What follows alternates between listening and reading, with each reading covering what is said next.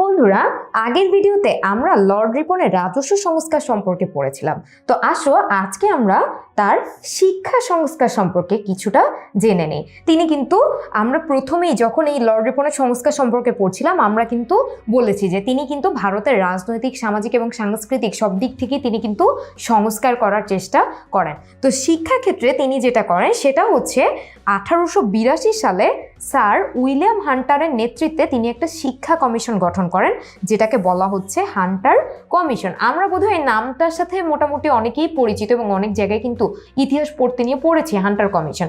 So এই যে Hunter commission, এটা কিন্তু 1882 সালে গঠন করা হয় এবং এই কমিশনের মাধ্যমে কিন্তু প্রাথমিক শিক্ষার জন্য বিদ্যালয় স্থাপন করা, তারপর মাধ্যমিক শিক্ষাকে দুই ভাগে ভাগ করা, উচ্চ শিক্ষার উপর থেকে সরকারি নিয়ন্ত্রণ প্রত্যাহার করা, এই জিনিসগুলো কিন্তু সুপারিশ করা হয় এবং নারী শিক্ষা এবং মুসলিম সম্প্রদায়ের মধ্যে কিন্তু শিক্ষা বিস্তারের যে পরিকল্পনা, এটা কিন্তু সুপারিশ করা হয়। অর্থাৎ তখন কিন্তু নারীরা এবং ভারতবর্ষের মুসলিমরা কিন্তু শিক্ষার ক্ষেত্রে অনেকটাই পিছিয়ে ছিল।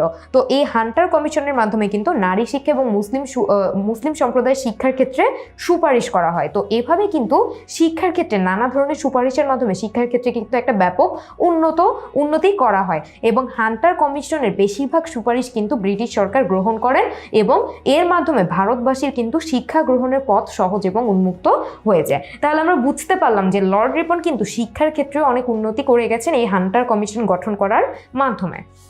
তো বন্ধুরা, এখন আমার একটা ছোট্ট এবং সহজ প্রশ্নের উত্তর দিয়ে ফেলো।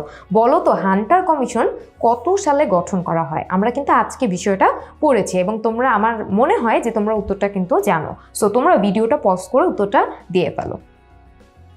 তাহলে আমরা কিন্তু দেখেছি যে 1882 সালে এই স্যার উইলিয়াম হান্টারের নেতৃত্বে কিন্তু এই হান্টার কমিশন গঠন